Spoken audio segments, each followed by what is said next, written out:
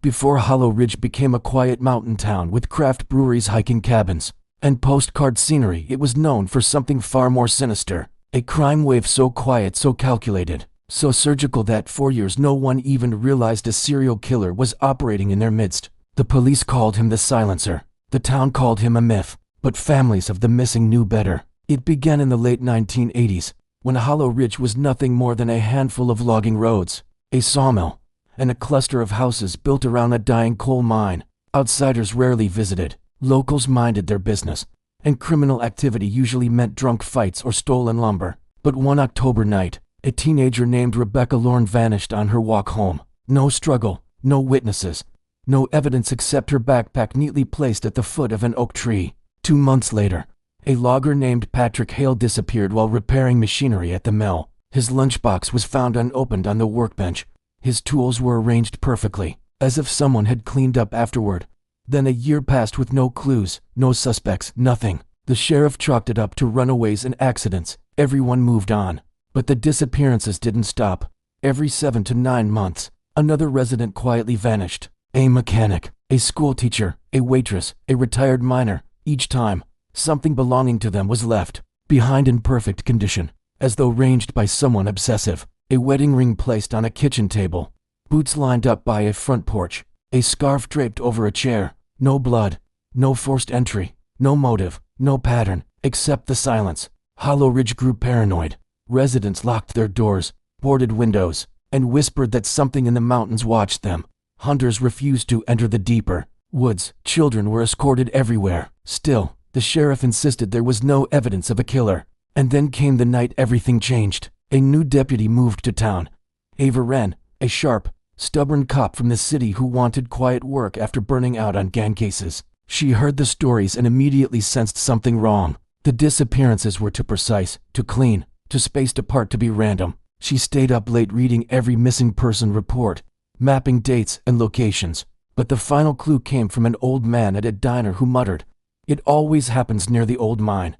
That mine, the Hollow Ridge West Shaft, had been sealed for decades after a collapse killed 12 workers. Locals avoided it. Teenagers dared each other to approach it. No one went inside. Ava decided to investigate. On a fog-heavy evening, she parked her cruiser and hiked toward the mine entrance, flashlight in hand. The forest seemed too quiet. Even the wind hesitated. When she reached the rusted gate, she noticed fresh footprints, boot prints, medium size. Someone carrying weight. They led inside the mine. She drew her weapon and entered. The tunnel was cold and wet, dripping with condensation. Her flashlight flickered across wooden beams that looked ready to snap.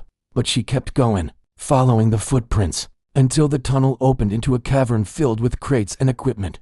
Old mining tools, lanterns, rope, and on the far wall, dozens of shelves. Her pulse hammered. On those shelves were the missing residents' belongings, ranged like trophies. Rebecca's backpack, Patrick's lunchbox, the teacher's scarf, the miner's boots, every item cleaned, polished, and labeled with dates. Then she saw something worse.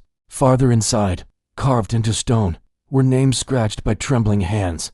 Victims who had been kept alive at least long enough to mark their presence. Before they were taken deeper into the mine, a voice spoke behind her. "You weren't supposed to come here." Ava spun around, gun raised. The man in front of her wasn't a monster. He wasn't a drifter. He wasn't a shadowy stranger. He was James Morrell, the town's quiet, friendly repairman.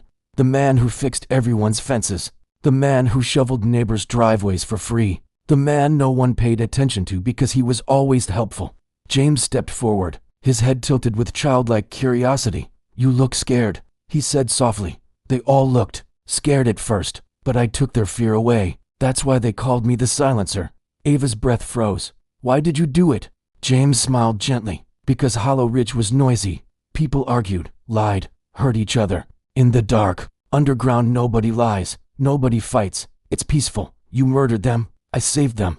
He said simply. He moved closer. Ava fired, once, twice, hitting him in the shoulder. James didn't scream. He simply stepped back, blood dripping down his arm, his expression unchanged. Then, with eerie calm, he turned and sprinted deeper into the mine. Ava chased him through winding tunnels that shook with every footstep. The deeper she ran, the more she saw. Makeshift sleeping mats, chains bolted into rock, empty food cans. Some victims had been kept alive for months, forced into silence by fear. She found escape attempts marked by scratches on the walls. James led her into the final chamber, the collapsed chamber of the old mine, the place where 12 miners had died decades before. Bones lay scattered under fallen beams. James stood at the center, breathing hard, eyes burning with something unhinged. "I brought them here," he said, "to join the others in the quiet. You could join them too, Ava. The silence is beautiful." She raised her weapon.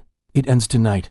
James charged. The fight was brutal, crawling over rock, slamming into old beams, rolling through dust and bone.